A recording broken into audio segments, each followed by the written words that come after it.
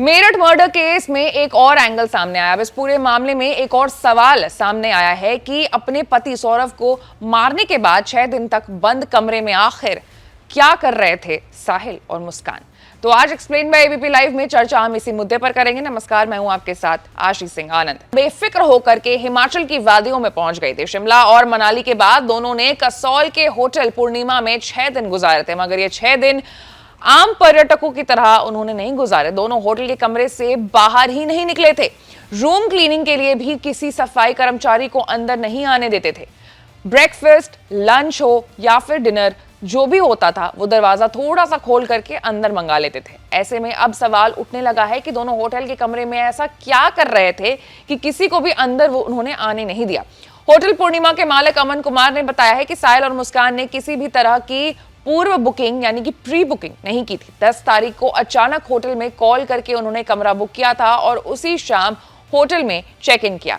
उसके साथ सिर्फ एक टैक्सी ड्राइवर था। होटल में एंट्री के समय जब आईडी मांगी गई तो पहले साहिल ने अपना आईडी दिया, लेकिन मुस्कान ने आनाकानी की। होटल स्टाफ के दबाव डालने पर उसने भी अपना आईडी कार्ड उन्हें दिखाया और खुद को साहिल की पत्नी बताया। अमन के मुताबिक होटल स्टाफ को इस जोड़े का व्यवहार थोड़ा सा अजीब शुरुआत से लग रहा था। आमतौर पर पर्यटक कसौल में उसकी जो खूबसूरती है, वादियों को घूमने के लिए आते हैं, लेकिन साहिल और मुस्कान ने पूरा समय अपने कमरे में ही बिताया था। 10 से 16 तारीख तक वो एक बार भी होटल से बाहर नहीं निकले थे। उनका जो दिनचर्या था वो भी काफी ज्यादा रहस्यमयी था। हर रोज उनका खाना पीना कमरे में ही पहुंचता था, लेकिन वो खाना ले जाने वाले को अंदर आने नहीं देते थे। बाहर से ही लेते हुए वो उन्हें रवाना कर देते थे। उन्होंने ना तो रूम क्लीनिंग करवाई और ना ही होटल से कोई भी अतिरिक्त सामान मंगवाया।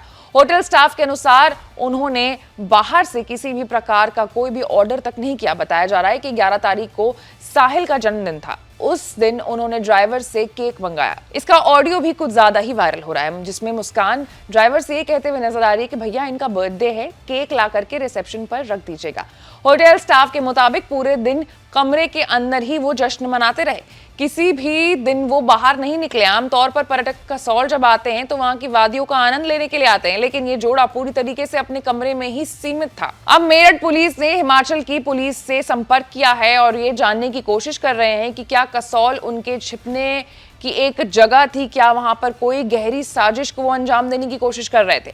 जांच में यह भी सामने आया है कि मुस्कान ने सौरभ को बेहोश करने की प्लानिंग की थी। साथ ही ये भी बहाना बनाया था कि मुझको एंजाइटी का प्रॉब्लम है। पास के ब्रह्मपुरी में एक डॉक्टर हैं जिन्होंने वो दिखाने के लिए उन्होंने कहा और पर्चे पर डॉक्टर का एंजाइटी का दवाई उन्होंने लिखा और वो भी गूगल से निकाला और हूबहू एक पर्चे पे लिखा और वो जाकर के केमिस्ट की शॉप पर दिया और फिर जाकर के उन्हें वो दवाई जो है उपलब्ध कराई गई है। कुल मिलाकर के ये भी जिस दुकान से उन्होंने दवाइयां खरीदी है उस दुकान के ओनर ने पुलिस को ये सारी बातें बताई है।